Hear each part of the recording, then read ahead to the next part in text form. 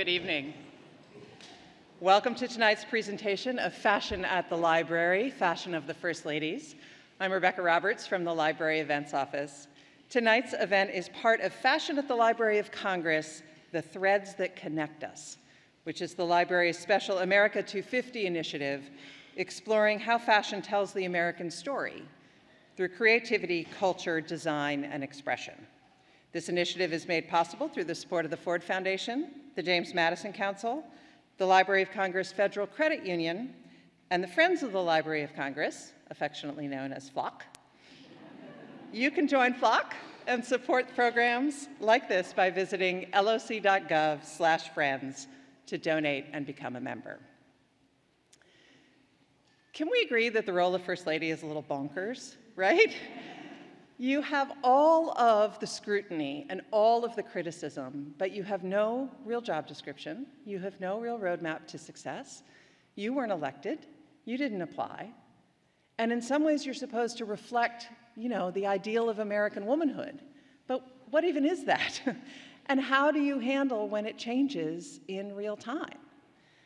Over the past 250 years, the women who have held the role have, to varying degrees, wielded influence, championed causes, advanced agendas, affected change.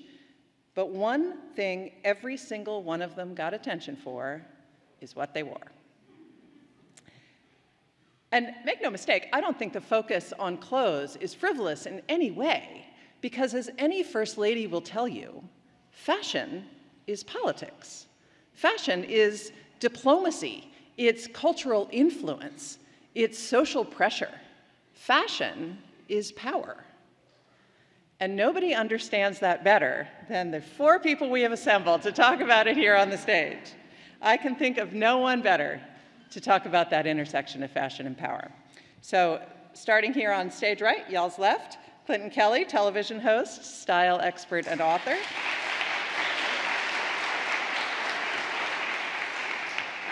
Next to Clinton is Anita McBride, former Chief of Staff to First Lady Laura Bush and Director of the First Ladies Initiative at American University. Then Lisa Kathleen Graddy. She's the Curator of Political History at the Smithsonian National Museum of American History. And rounding out the red, we've got author and presidential historian Kate Andersen Brower. Thank you all so much for being here. Hello, everybody. I would like to make it very clear that I am not a historian, nor have I ever played one on TV. But on TV, for about the past 25 years or so, I have been trying to teach people that style is a very powerful form of nonverbal communication, right? What we put on our bodies tells the world something about ourselves without us even having to open our mouths. And I like to make a differentiation between style and fashion, right? So fashion is everything that is available to us at any given time, right? So it's all the stuff that's, designers are putting out in stores or on runways or influencers are wearing or magazine editors think you should be wearing. That's all fashion. And think about that as the buffet, right? And style is what you put on your plate, right? It's the decision you make to pick from fashion that creates a personal style. Now, right now, the buffet is huge, right? Our fashion buffet is huge. It's probably greater than it's ever been, obviously, right? So the things that we put on our plates now, they obviously say something about us. But think about going back in time when women didn't have nearly as many choices from the buffet as they have now. So every choice that they made to put on their style plate had even more significance to it. So I thought today it would be fun to sort of think about the context of what was going on in the world of fashion, but why these wonderful women chose to put certain things on their bodies. And the first one we're going to talk about today is Dolley Madison. Okay, so she was the fourth First Lady. She was married to James Madison, and she served as First Lady from 1809 to 1817. So if you think about what's happening then, the War of 1812 falls right smack in the middle of that. She obviously, evidently loved socializing. She invented something which I found really interesting called the Washington Crush. She really believed that socializing was important. So political enemies would come together to socialize, probably get drunk, and, and sort of work out their differences together. So she also had a reputation for having exquisite taste. She loved a turban. And she loved to show her décolletage. Just so you know, it took me a while to know the difference between décolletage and décolleté, in case you've ever like wondering. Décolleté is the dress. A dress with a décolleté is a low-cut dress, but the décolletage is the skin itself, in case you're wondering. So, so what do you think that Dolley was trying to say to the American public with her turbans and décolletage?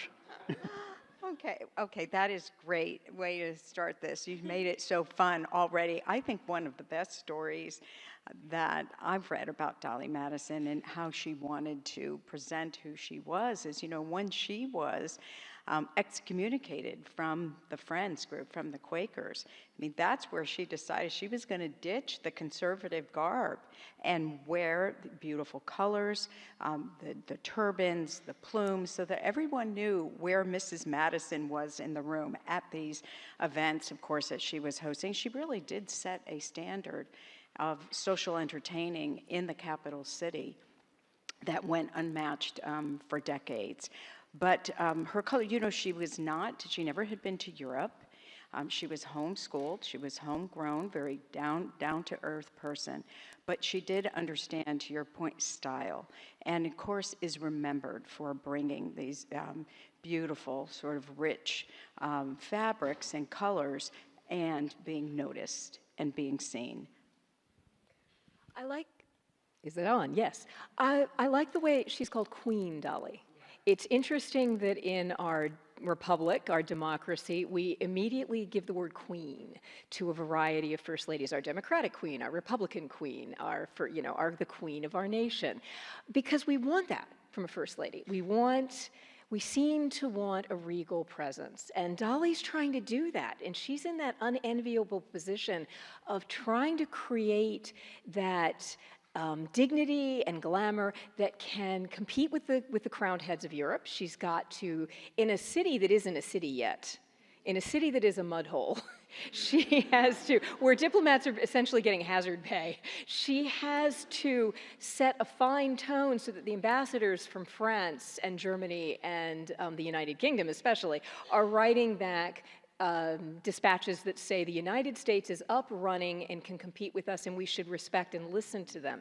So she's trying to find that ground between French finery and looking like a good American homespun person, which I think being a Quaker maybe gave her an edge in, because she was used to doing that. So she's trying to find that balance, and she looks for it in clothes. It's of very fine fabrics, but not a lot of trim.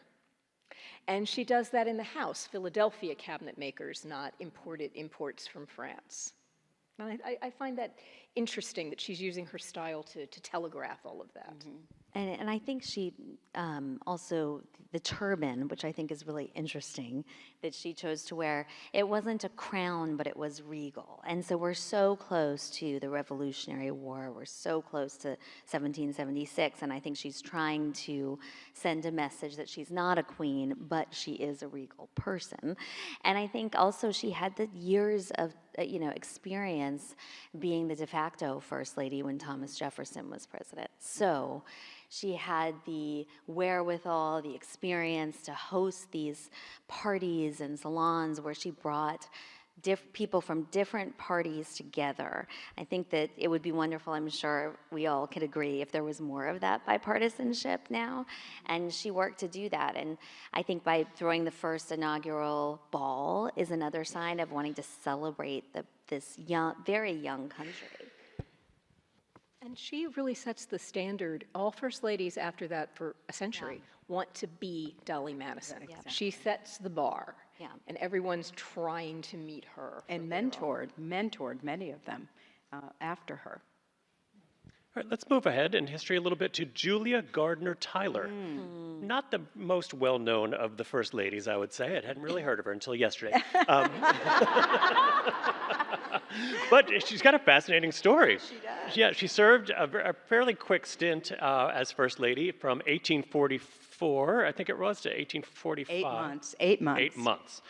She married John Tyler while he was in office. She was 24 and he was 54. Right. Oh, scandalous. Yes. There's even more to that story.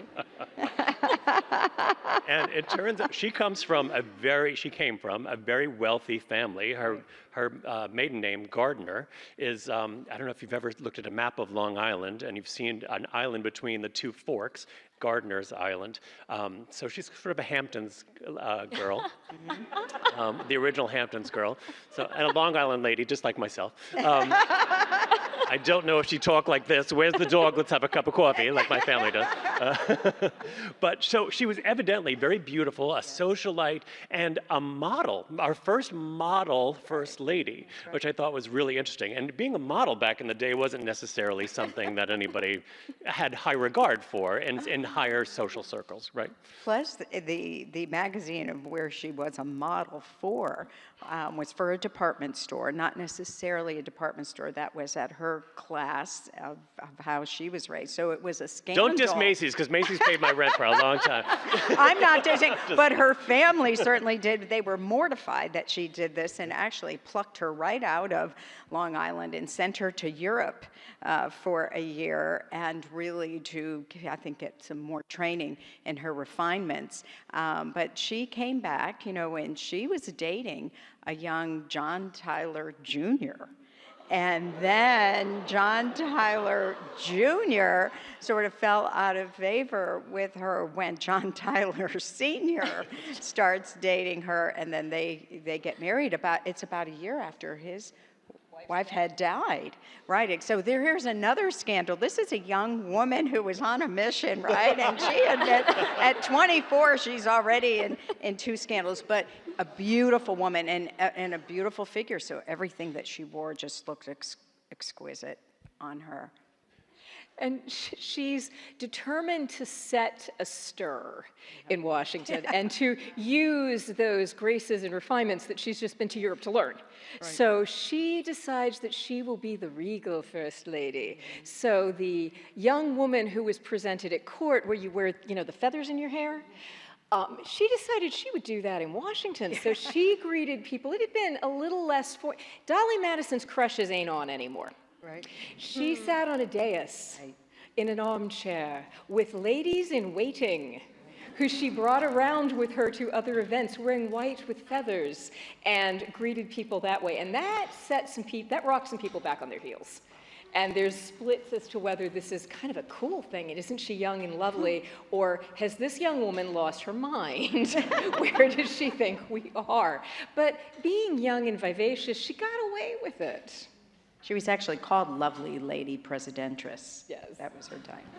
And she also instituted the playing of Hail to the Chief when the president would enter the room. So I think there was a haughtiness about her, but I think that she understood the pomp and the ceremony and the importance of all of that, and she brought some of that with her from what she saw in Europe. And I think that, she's obviously stunning. I think she was 24, right, when she got married to a sitting president. It's kind of what she accomplished. She's one of those first ladies from the 1800s who is easily glossed over. I think she does not take a place in history that most people remember, but I think she has left a lasting impression because you still play Hail to the Chief now. And she did that out of respect for the presidency and the institution, and she was also her husband's partner in every way. She was involved in the westward expansion that he was leading. So yes, it was about the feathers and God knows what else. There weren't boas at the time, but if there were, she would have been wearing them. Well, she is wearing in this photo, you can see this bejeweled hair ornament. It's sort of a jewel at the top of the forehead, and the chains go around to the back. It's the kind of thing that at 24 you think is a great idea. That is truly one of the most exquisite portraits in the White House collection, though this is done by an Italian artist, Francesco Anelli. And she gave it as a gift to the White House, and it sat in an attic for years until Mrs. Grant actually brought it out and had it displayed in the residence part of the White House. But I would like to make, Kate alluded to Mrs. Tyler being such a partner to her husband in the westward expansion. And I would like to just add something to that and how she used her style, only in the beautiful way that she dressed, but the events that she held at the White House and people that were around her table and who she, talked to, and the influence that she tried to have to help her husband really succeed in Texas annexation.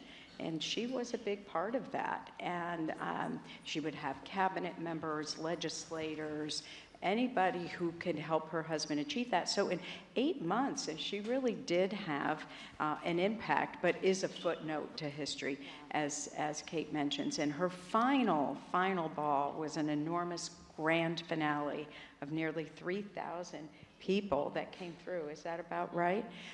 Because everyone wanted to see, what her final party would be, and it was exquisite. I'm glad we could give Julia her flowers tonight. Yes. Oh, as the kids say, All right, moving on to Harriet Lane. So yesterday, I was like, was there a President Lane? Did I forget about our President Lane? You are a historian. I had to drop out of AP History because there wasn't a fashion talk. And had we done AP History like this, I think it would be a very different experience for me. Yeah. Exactly. So Harriet Lane served as the First Lady, if you're not a historian. If you're here for the fashion, she served as First Lady from 1857 to 1861. She was the niece of James Buchanan, who was unmarried and known for let's call it a long-term bromance. Shall we? Okay. And in doing my, you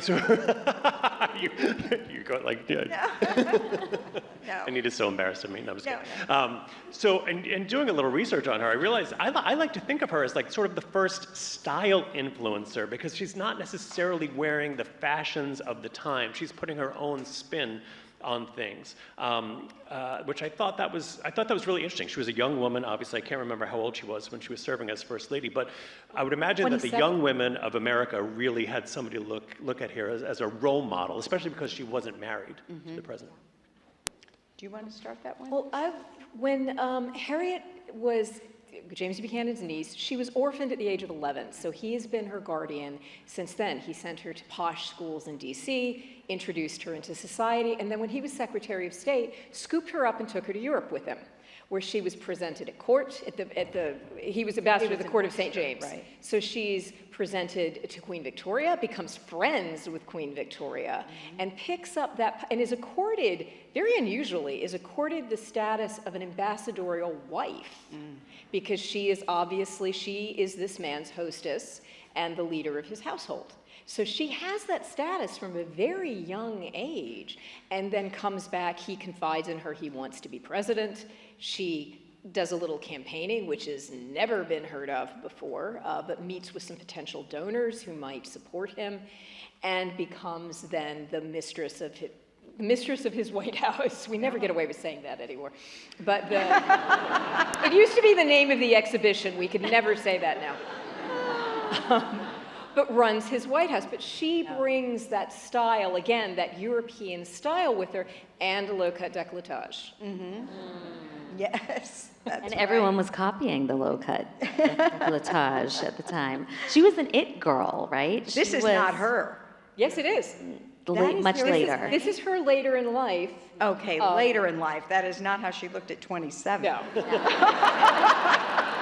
Oh my It's a hard time in the White House. You know, they do say the White House ages you. Wow.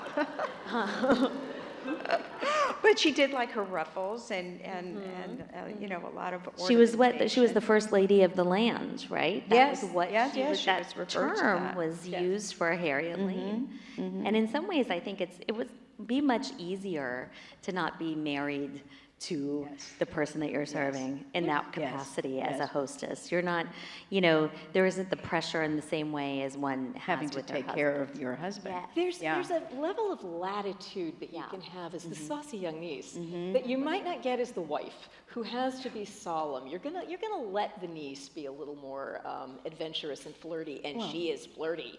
She has boyfriends and boyfriends and proposals and proposals. And I think she marries the year after he leaves the presidency. Yeah, she married, I forgot, the name is Johnston. I don't remember his first name, but they had two two children, and she did leave her mark in Washington in a way that was actually out of grief, how she used her position. You know, both of her sons died. And then she raised money for what is now the Johns Hopkins Children's Center, but it had a different name, you know, at the time. She also helped to raise money and establish a boys' school in Washington here called St. Albans. So she did have, you know, really an impact, and used her position, her notoriety, her relationships and network in a way that was very positive. Even though she did not, that's right, as you know, Kate said, not married to the president, she volunteered for the job essentially, and I think, you know, left her mark. Any final thoughts on Ms. Lane? I was going to say, I think, and we'll see this coming up again, she follows two older first ladies who are also ill and in mourning, and so there's not going along at the White House. And you're going to see this pattern where there are older people, or there's illness, or there's just quietness in the White House, and then somebody young comes in. And that seems to coincide periodically with, this is a point in time where magazines are becoming more available, so sketches of her can be seen, so more people can be interested in her, and things are being named for her and can see about her. And then it'll recede a little bit.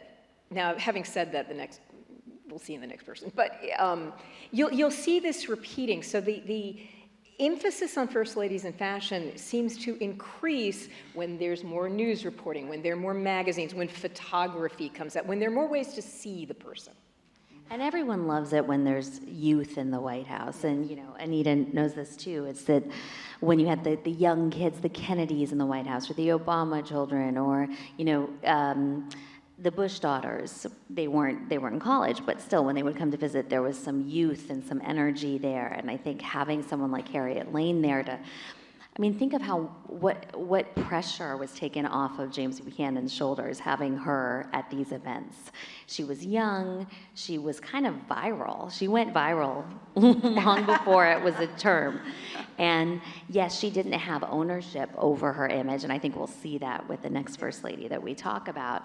But she kind of took the weight off his shoulders of not needing to do that kind of, what we think of as superfluous, not important, it's actually very, very important. And she took it on her shoulders, and she loved it. All right, we should move along to somebody who is going viral now for other reasons. So, Mary Todd Lincoln. It's such a tragic life this woman had, and now there's a hit Broadway show about her and her desire to be a cabaret star. I don't know if you've seen, Cola Scola has wrote a play years ago about Mary Todd Lincoln wanting to be a cabaret star, and she's also a closet drunk. It's a bonkers play. It's super popular with the kids. You haven't seen it yet? Not yet. It's nuts. But if you look, so Mary Todd Lincoln served as First Lady from 1861 to 1865. She was the wife of Abraham, obviously. She had a very tragic life, but she grew up with money, and which is interesting because Abraham Lincoln did not grow up with money at all. And she really, because she grew up with money, liked luxurious things. Even during the Civil War, which I would imagine some people had a problem with, seeing her in luxurious gowns while a war is raging through the country. Just take it away, Mary Todd Lincoln, go. Well, providing that perspective and that framework of who she was, how she grew up. She was an educated young woman, and she spoke French. She may have spoken other languages as well, so she was cultured. Had then moved, you know, when she moved to Illinois to be with her sister, her older sisters, where she met Abraham Lincoln. Now, this is a girl, let me just say this on Mary Todd.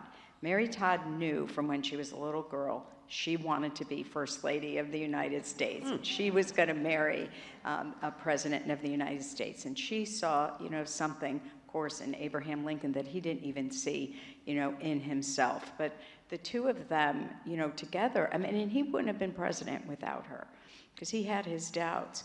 But, she follows Harriet Lane, who we just talked about, beautiful, and she was an icon, fashion icon of the antebellum, period. And she actually was not very kind to the incoming Lincolns, right, Lisa? She goes full-on mean girl. Yeah. Really? And says that she has heard that Mrs. L is very Western and loud and uncouth. Right. Never met the woman. Right, never met the woman. That goes viral. And so she's coming, to Washington, trying very hard to portray both her and her husband as cultured and worthy of being in the White House. So she does spend a lot of money, not on clothes, but also on the White House. And you have to read the room. This is the stirrings of civil war are around you. So to your point, wearing fashionable clothes, expensive clothes, spending, money on the White House when the country's at war, it was difficult. And I think there's no first lady in history, in my mind, who has gotten as bad a rap as Mary Lincoln. And unfair, some of it that is of her own doing. She did, spend a $20,000 four-year appropriation in 4 months. And so that was embarrassed her husband. That was, she had creditors, everywhere. But she did suffer a lot, and she did try and portray both herself and her husband and the White House in its most positive light. Mary Lincoln wanted to be Dolley Madison. She would have been really, really good at it had there not been a Civil War. Who knows what to do in a Civil War unless you were with Cromwell and the King way back? No one knows how to do this. With having tendencies in this direction, I tend to think of her as the patron saint of therapy shoppers. But that's, I can understand that. You've just been dissed by the outgoing First Lady, and you want to look appropriate. First ladies want to look appropriate. And she did a huge shopping spree to come in because she knew they were talking about her. She knew they were saying she was uncouth and unstylish and didn't know how to comport herself. So she goes on this shopping spree. And part of the idea of the role she can play in the Civil War, I mean, she visits hospitals, she's raising money, she's doing all the things. But the idea of showing stability, that part of her role is to show that the Union is stable, strong, doing business as usual, and part of that is having an elegant White House, dressing well, and still having events. And she's criticized for doing too much, doing too little.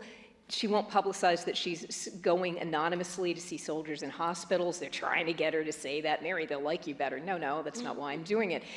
I often wonder if it would have made her feel better if she knew that Verena Davis in Richmond, wife of Jefferson Davis, president of the Confederacy, is getting the same grief. You dress too much, you don't do enough entertaining, you do too much entertaining, you're sympathizing with the other side because she's from Kentucky, her half-siblings are fighting for the Confederacy. I mean, the woman can't catch a break. I think that was a big part of it for her, too, is that a lot of people suspected her of actually, sympathizing with the Confederates. And she had to fight against that misinterpretation of her beliefs. But if you think about, she was 46 years old when her husband was killed next to her. Mm-hmm. In the same way Jackie Kennedy had to deal with that trauma. And a lot of people speculate whether Jackie Kennedy had PTSD after what happened in Dallas. You think of what Mary Todd Lincoln went through, and there's an excellent new book that Lois Romano wrote called An Inconvenient Widow, about the trauma and the lack of therapy, obviously, at the time. Therapy is something we've only just recently started talking about. But I think it's also interesting that she befriended Elizabeth Keckley, this black seamstress, dressmaker, designer. And Elizabeth and Mary were very close, but Elizabeth went on to write a memoir where she detailed a lot of what we know is actually because of Elizabeth. Right, she detailed it. About the money that was being spent, and Mary cut her out of her life after that. Mary was very difficult. I think she cut a lot of people. Mercurial. Yeah. Petty, I think, and selfish. Yes. Petty, selfish, depressive. I mean, they're an interesting couple. She seems to be manic depressive. He's depressed sometimes. How they managed that long, it's hard to know. But you know, they had a kid die in Springfield before they right. got to the White House. Then one- Willie died in the White House. Their oldest son is annoyed with them most of the time. And their final son, after her husband dies, Tad dies, I think it's at the age of 21. Right, he got And sick. Mary's then, one of the reasons that Robert Lincoln uses to put Mary in an insane asylum later in her life is that she shops a lot. Yeah. I have a colleague who was, well, come on, that is, I mean, look at all that. She had a trunk full of gloves she didn't use. I have appliances for kitchen counters I don't have. It doesn't make me crazy. That is sad, though. He did have her committed. Yes, And and- she spent years clawing her way back, which is how the book Inconvenient Widow starts. You know, one of the pictures that it was shown here before on the previous slide, where she's in her black mourning clothes, of which she was in every day after Abraham Lincoln died until she died, which was almost 20 years later. Wasn't it? I'm going to lose the date now, but yes, roughly. Right, She around- wears color once. Well, she doesn't wear color. She lightens her mourning once. Right. And that's at the request of her youngest son for his birthday party. Yeah. And which really just means she's not wearing the really heavy crepe veil. She's light mourning. But when she dies, I'm sorry, Kate, when she dies, she wants to be buried in white, which is the first, so when she's reunited with her husband, she's in white and not in black. So again, very consciously choosing how she wants to be remembered at the end. It does seem like there's a lot of containing of Mary that goes on again and again, that she's crazy and all these men need to keep her from her husband's bedside after he's shot. She doesn't even get to see him when he dies. Take that woman out of the room. Yeah. She's crying. She's upset. That seemed to be unreasonable to the Secretary of War, that she was upset. Yeah. There's a Obviously, lot we of have a lot to say about Mary. You hit a nerve. Historic women historians. And we're are off very her like it. clothes, but Way to bring down the room, Mary. we told you. It really, it's a tragic life story. It's definitely worth a deep dive on YouTube or something. All of you. Okay, so I know that you guys were you groaned at the age difference between John Tyler, who was 24, and Julia Gardner boy. Tyler, who was, John Tyler was 54, she was 24. So this age difference here isn't as bad. So Frances Folsom married Grover Cleveland when she was 21, and he was 49. So it's a big age gap. What makes it worse is that he was a friend of her father's, and he actually bought her first baby carriage, not for her baby, but the one that she was in as a baby. So weird. Was her guardian, I know. Okay, if you want something worse, Oh, there's worse than that. when she was very young, she called him Uncle Cleve. Yeah. He was her guardian. Okay, but she was really cute. Yeah. She was really cute.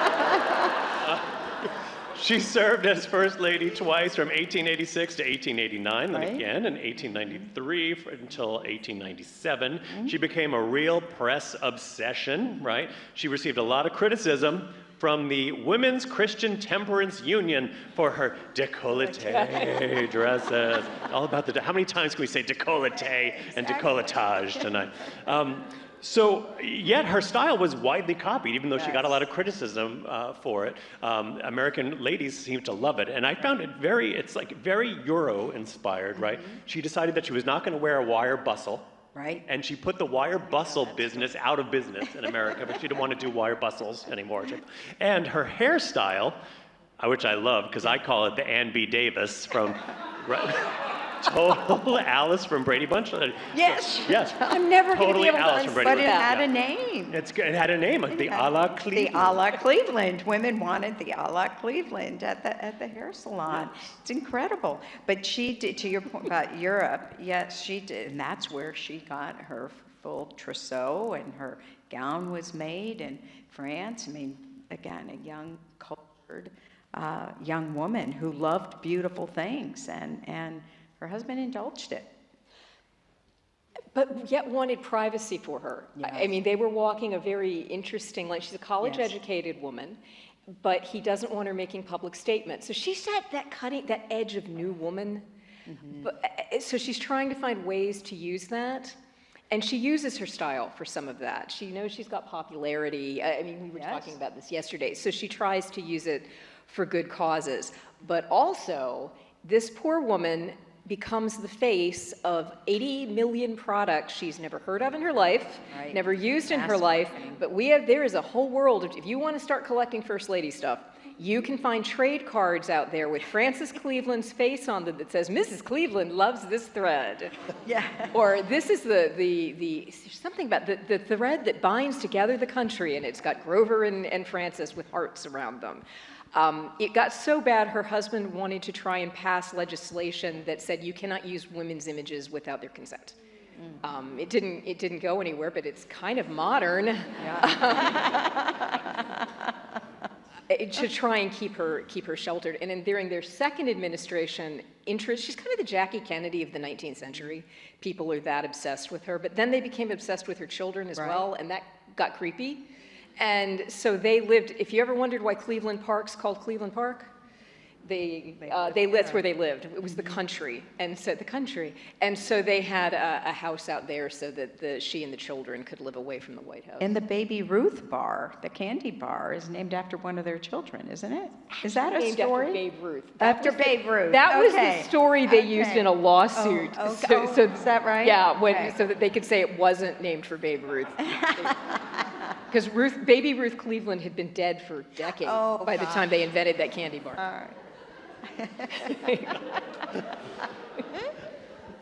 The things you learn when you do this for a living. So funny. It's so funny. I would be, and you might know the answer to this. I wonder how she approached being a first lady of non-consecutive terms, because we're seeing that today. You know, I think sometimes it makes people more brave and, willing to put themselves out there more, or sometimes it can make you feel a little bit more careful in terms of how much you want to do. Right. So, well, when she left, right, she said to the staff, I'll be back in 4 years. I'll be back. Yeah. And she was, right, when Benjamin Harrison won the election, right? And she was. And when she came back, though, she was surprised at how much Caroline Harrison, who we're not talking about today, had done to actually improve the House, because it was not something that the Clevelands did at all. All right, shall we move on to the 20th century? Yeah. that would be wonderful. Let's do Yes, not so much decolletage talk, right? Because that's the only thing we talk about before that. Grace Goodhue Coolidge served as First Lady from 1923 to 1929. She was the wife of Calvin Coolidge. Now let's put a little context around this, right? So the 19th Amendment, which gave women the right to vote, was passed ratified in 1920. So now we're talking about a First Lady who could actually vote for the President of the United States, which is a really big deal. So obviously society changed quite a lot in the 1920s. We all know, sort of the Great Gatsby, and we've seen the movies with those Gatsby fashions and the big parties of the Roaring '20s, right? So women, flappers, they bobbed their hair. They were wearing looser clothes, right? They smoked and they drank in public. Like, what a good time. I mean, the worst thing about the 1920s, as far as I can tell, is the dropped waist. Or is that the worst? It doesn't look good on anybody, the dropped waist, I think. All right, but so how do you think that Grace Coolidge sort of balanced being First Lady, but also being a modern woman, right? I think part of it is she was very sporty. She loved sports. I mean, Grace Coolidge is known as the First Lady of baseball. She went to every Washington Senators game that she possibly could. She would take scores. She went to the weddings of some of the players. I mean, she was a sort of a sporty, a woman who was comfortable in who she was. And also quite beautiful. Her portrait in the White House collection, too, is another one that is exquisite, in a beautiful red dress, and it's very big. It takes up the entire wall in the room, but that sort of tells you a lot about her style and It how does. confident. I also love that she's photographed and painted with dogs a lot. You like Yeah, dogs? Rob Roy, I like that her. was yeah. her dog. And photographed Rob with a Roy. raccoon. Yeah, Yeah, They did had you lots see of that pets. That's right. That's Rebecca. That was in the other her pet raccoon that she brought to the Easter egg roll. Yeah, around her neck. The first Jimothy.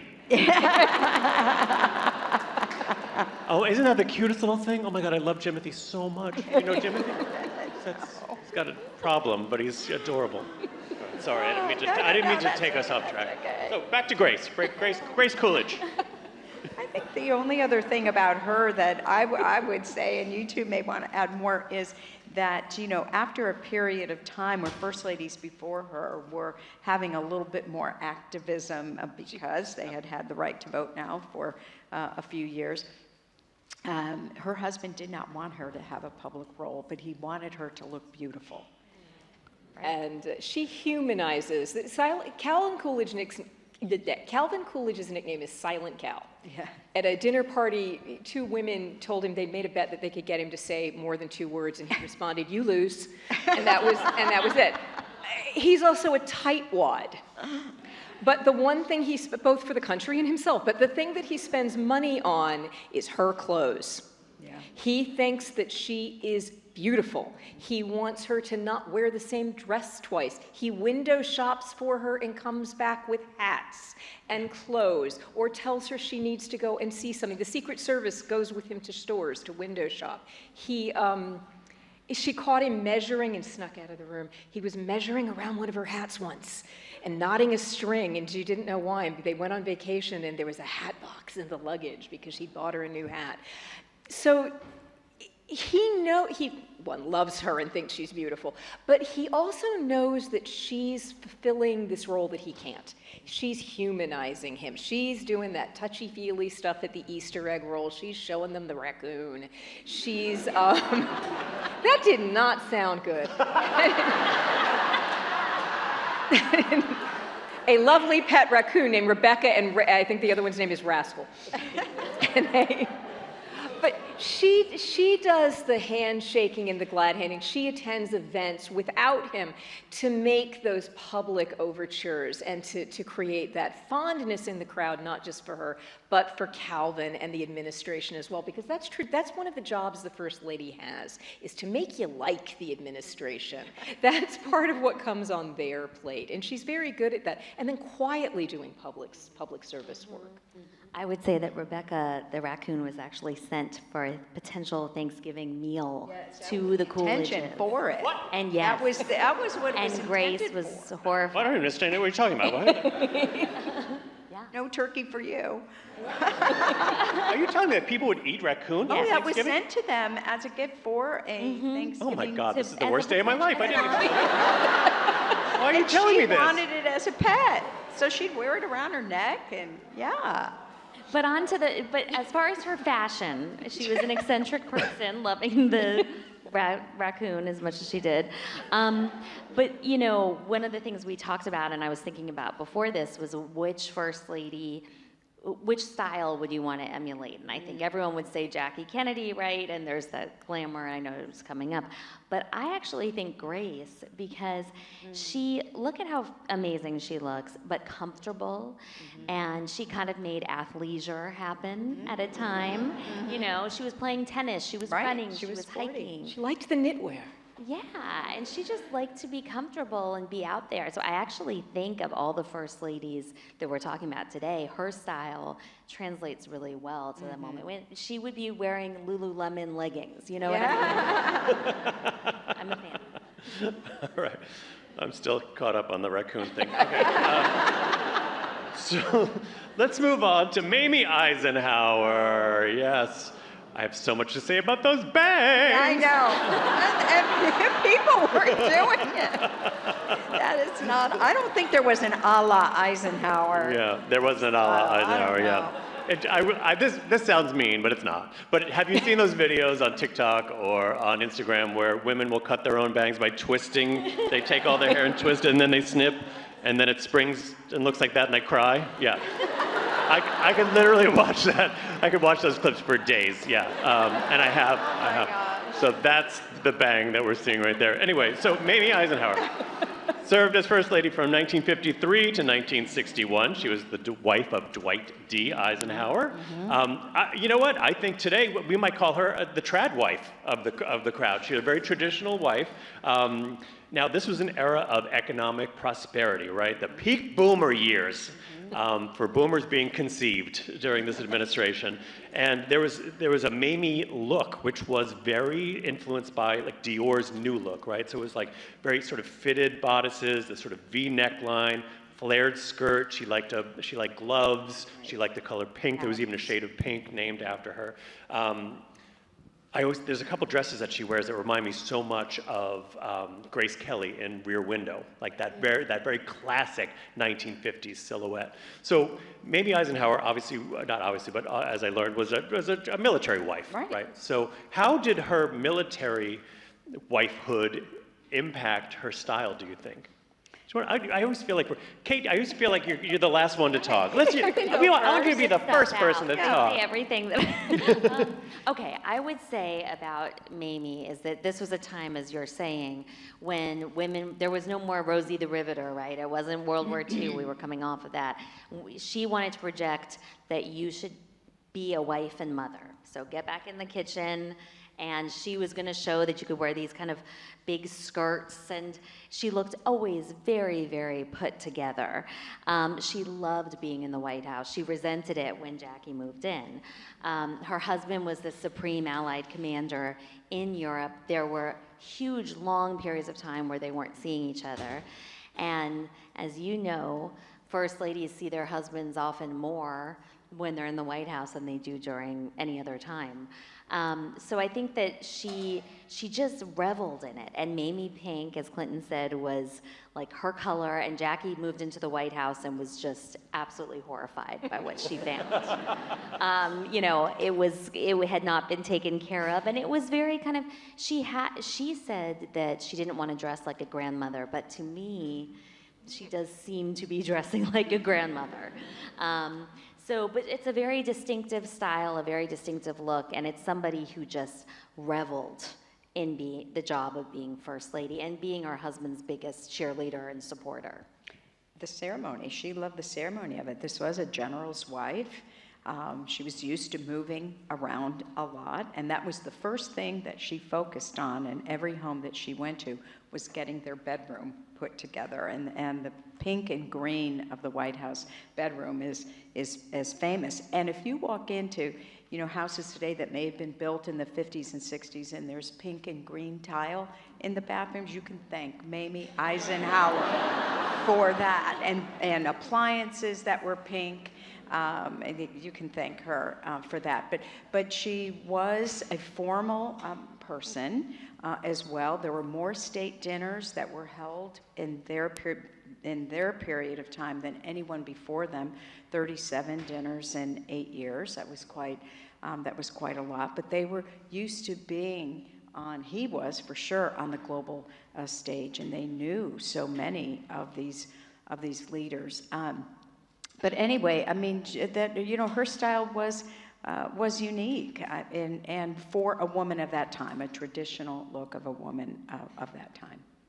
And one of the things that's interesting about it, to me, is that she wears designer clothing. Nettie Rosenstein, Molly Parnas, the first-rate designers. But she also will buy mail-order hats. Yeah. And go to the local department store and buy clothes. She knows what she likes, she wears what she likes, and when pushed by fashion to change her hair or not wear charm bracelets, she said, no, I like, my look works for me, I like it, and I'm going with it. I wrote down one quote because I wanted to get it right. A fashion reporter, when she was coming into the White House, said, "It occurs to me that you may have no notion of how happy women in the country are that finally we shall have a woman in the White House who's fashion aware. Both Mrs. Truman and Mrs. Roosevelt are fine human beings, but fashion was not forthcoming from them." So they hoped that in a post-war world, this would help boost fashion. And it did to a large extent, but I was reading a book today about Mamie Eisenhower, where they were talking about the fact that she's a military wife, mend and make do. And she had announced that the White House announced that she would be wearing last season's clothes this year, and horror broke out in the fashion community. That's not helpful to us. We need you to buy clothes. And she realized that First Ladies realize that part of the gig is that they are here to promote the American fashion industry. That maybe that wasn't what they thought coming in, but it's sort of an expected part of your job to represent your country and also to represent this industry because you're a walking billboard. And then she sort of accepted that and got really good at it. And middle-aged women can, relate to her. All of these she didn't think she was old, but all of the people looking at her, young girls aren't going to follow that design, but there's a lot of good Republican Eisenhower voters that feel comfortable dressing like Mrs. Eisenhower. It's the first lady that had a campaign song written for her. Would you like to sing a few bars? No, I can't sing. I walked right into that, didn't I? Mamie, she's the greatest. I don't know. If you're not going to sing it, I will. Yeah, okay. You can make it up. Okay. All right. So our next and final First Lady for tonight's discussion is somebody that we could probably spend hours and hours talking about, Jacqueline Bouvier Kennedy. She served as First Lady from 1961 to 1963. She was the wife of John F. Kennedy. Obviously, when you think about Jackie Kennedy, you think about, words like chic and classic and timeless. I mean, people to this day are still using her as a fashion icon, which you cannot say about any of the other First Ladies that we've talked about so far. And what I thought was really interesting is how closely she worked with Oleg Cassini to create a look for herself, right? So now, if you think about these two people, Jackie Kennedy and Oleg Cassini. Jackie Kennedy was a reporter, so she knew the importance of, or the power of the press. Oleg Cassini was a Hollywood costume designer, and he had designed costumes for Rita Hayworth and Lana Turner, Marilyn Monroe. Like, he knew glamour, right? So now these two people are coming together as a pair, as a powerhouse, to create a look for a First Lady that is going to be unforgettable, and they absolutely managed that. He once said, Mr. Cassini said, I dressed Jackie to be a star in a major film, which she was. Yeah, and I thought that was beautiful. I was like, yes, this was a very conscious, cultivated look. Discuss. You're absolutely right. I mean, she understood the power of an image.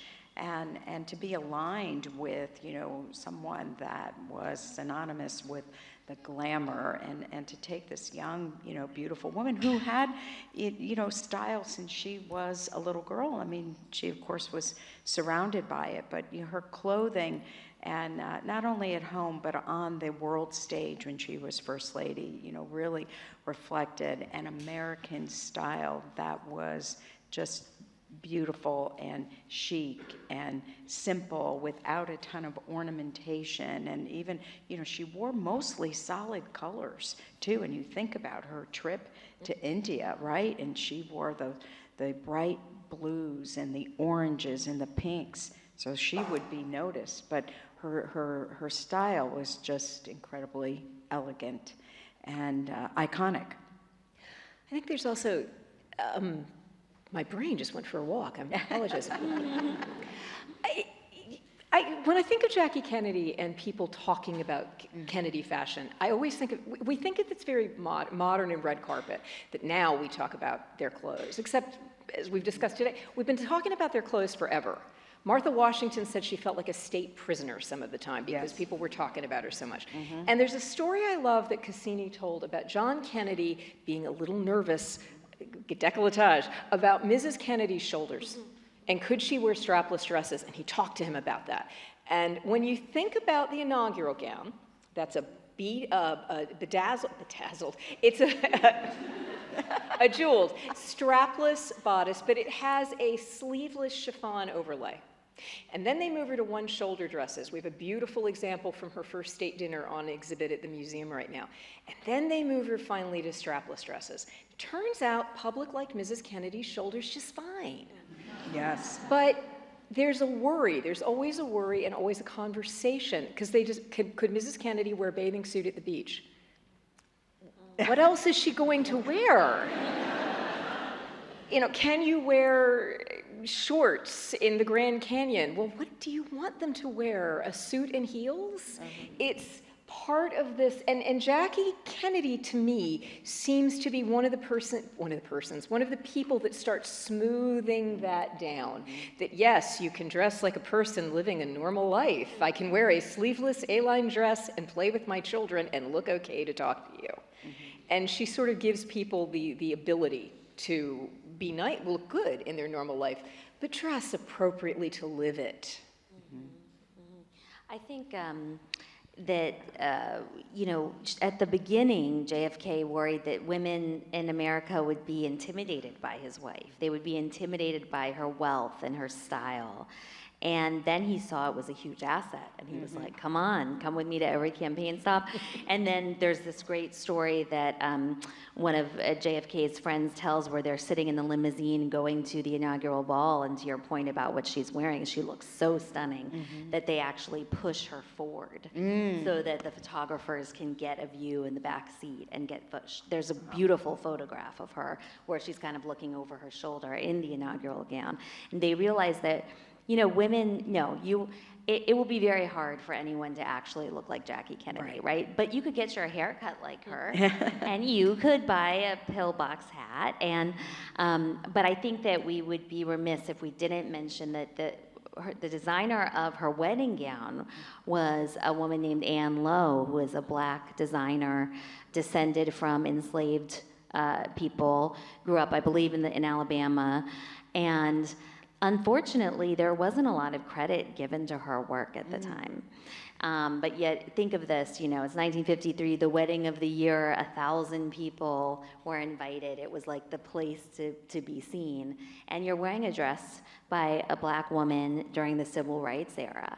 And it would have been a great thing, I think, if there was more attention paid to Anne Lowe and to her craft. I think that would have been powerful. I thought that Mrs. Kennedy, the New Mexican, did not like her dress set. It was something that her mother forced her to have, like this big, I don't know, is that I true? love it. Okay. That dress is If you're gorgeous. interested. Because it kind of looks a little like a Mary Lincoln It is a little style old-fashioned. dress. Yes, Yeah, and off the for shoulders. everything else that she's wearing, that's so tailored and simple and beautiful. It did seem uncharacteristic, but I didn't know that story of who did it. If you're interested in Anne Lowe, though, I can tell you that at the National Museum of African American History and Culture, have it. they have collections from Anne Lowe, and you can learn more about her. That's great.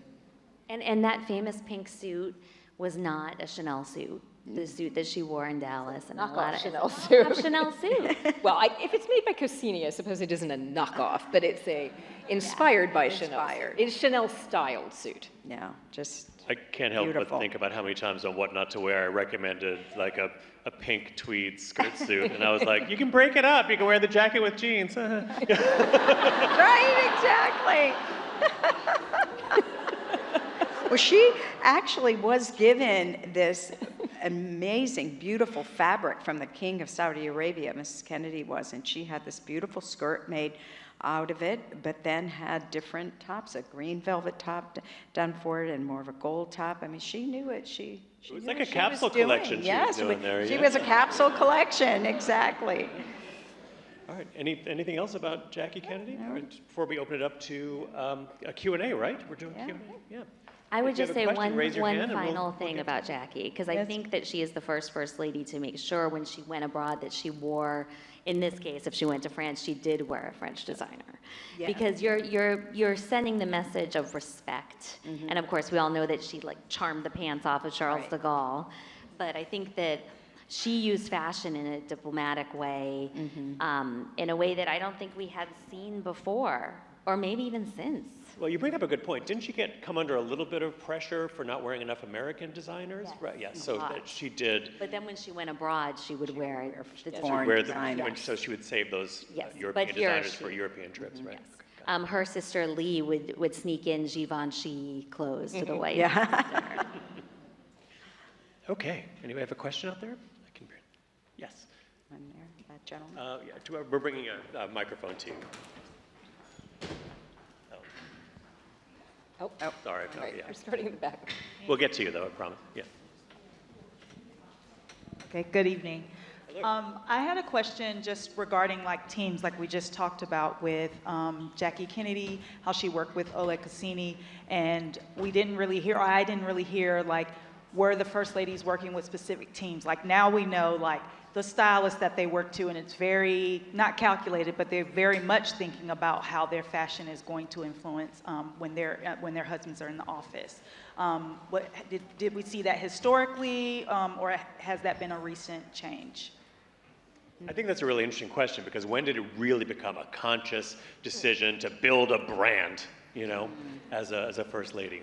I think it always has. I mean, Lisa, wouldn't you say that even Martha Washington felt That she needed to look a certain way. I think there's always been, to a certain degree, there's always been the understanding that you're in the public eye, and that there's an expectation that you will uphold the dignity and honor of the United States, and the political perspective of your administration, your party's administration, your husband's administration.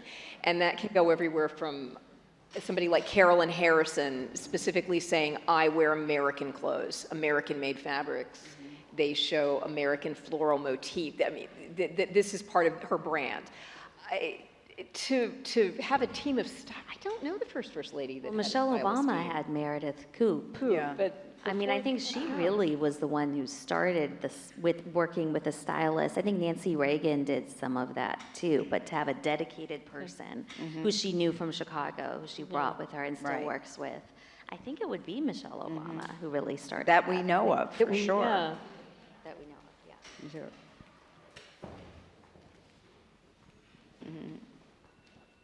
Thank you. So I was going to ask, I noticed like in the 8 figures that were discussed, the last 2 were really the like 2 to be introduced to sort of color in technology over time. And I was wondering how maybe the development of photography, like the actual technological development of photography and introducing color and introducing television, how that may have played a role in the development of the style of the First Lady at the time. Because back then, maybe there were certain things that could be sort of embossed into the details of certain dresses, but then when there's a photo of these things, and when that photo actually has a color, and you know, that has to now be factored into the presentation on a national scale. I was wondering if that somehow played a role into how the fashion of the First Ladies eventually evolved. Yeah. I'm gonna add to your question, because I think it's a great one, and it brings up something that I was thinking about too. Like during the time, let's say Julia Gardner Tyler, right? I mean, there was not color photography. It also took weeks or maybe even a month to get a picture of the First Lady from DC to wherever, in Colorado, or it's you know, by Pony Express or something, right? And then who was reporting on what she was wearing? It was probably a man. And did this man know anything about styling? Oh, that's a pot de soie in a cerulean blue. You know, like what does this guy know? Like, so we're really like what? That's, I would imagine that as technology increases, like improves, like it's got to influence the First Lady's choices quite a bit, right? I think We're all like, yeah. People are wearing, always wearing color. Mary Lincoln is really associated with purple, but Dolley Madison with red and yellows. But I'm trying to think of the time period. Frances Cleveland is one of the first, I think, So mass first marketed. ladies when, I'm going to mispronounce it, aniline dyes become a thing, and you can create those really bright colors. And which, by the way, will kill fabric. Apparently, all the salt in it will just do the fabric in. We have shredding things in the collection. But the really bright colors start coming out. But what you said made me think of, there's always a story about Edith Roosevelt, Teddy Roosevelt's wife, who wore very nice clothes, but didn't like to change them up a lot. And the society columns would say, at this event, the First Lady was wearing, and she kept wearing the same dresses, so they would make up new ways to describe the blue.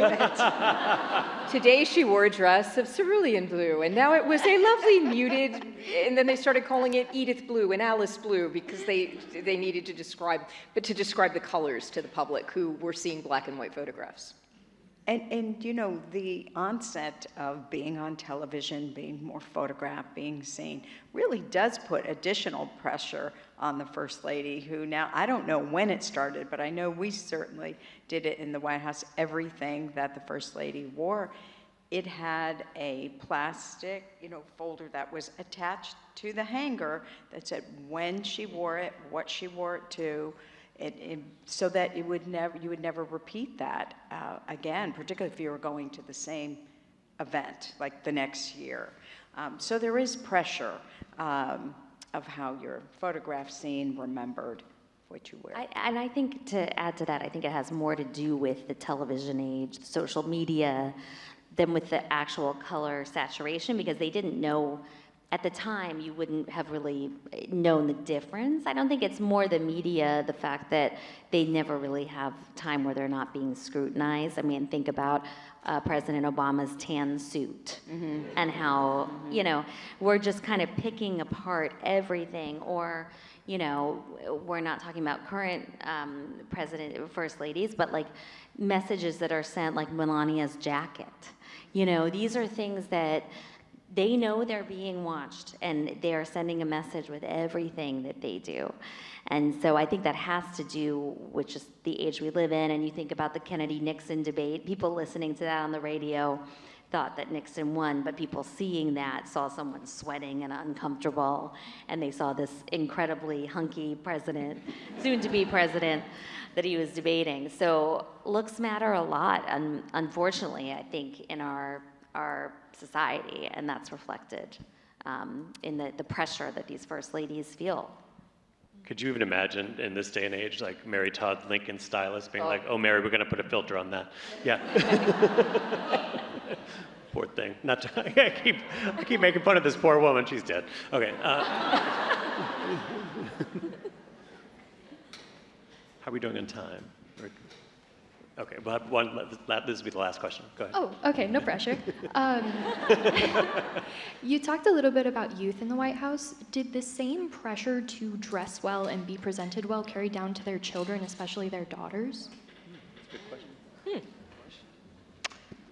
Well, I think, you know, maybe the most recent with the Obamas being the young, you know, girls who came in. They were in elementary school and middle school. I think it was very important to Mrs. Obama that her girls just be themselves, and to kind of protect them from, you know, too much over exposure. You know, for the time that I was there in the White House, and the Bush girls were already in college, so there were a whole different host of things that, you know, we had to worry about than what they were wearing. But I think, and you know, Mrs. Kennedy, who really wanted to protect how much her children were publicized or photographed. So yeah, I think for the whole family unit feels the pressure of being in the public eye and trying to lead a private life under that dynamic and that environment, for sure. There's an interesting, when the Theodore Roosevelts come into the White House, it's the first time there's been a young family in the White House in a long time. And again, they're fascinated by the Roosevelt family and these very rambunctious kids who are called the White House gang with their friends like Charlie Taft, the vice president's son, and they run ruckus all over the White House.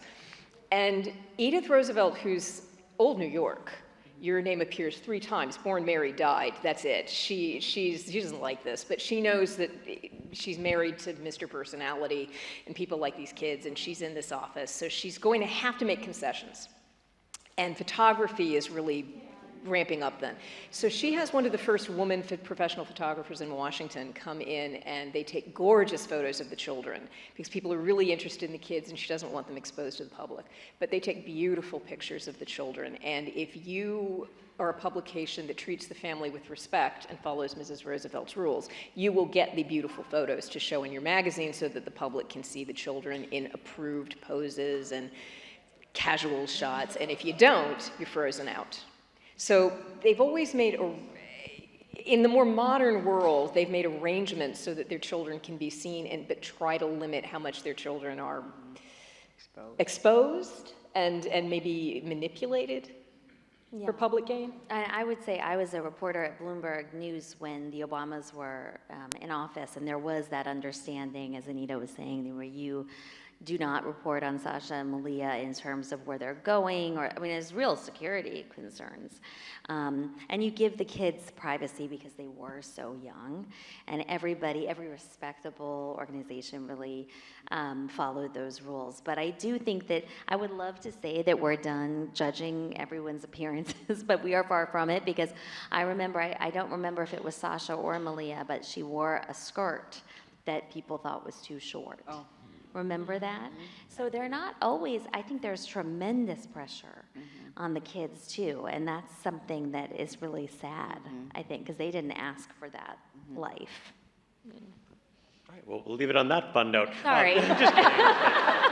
Thank you so much. It was so wonderful to work with the three of you. And thank you all so much for joining us. This is a lovely evening. Thank you.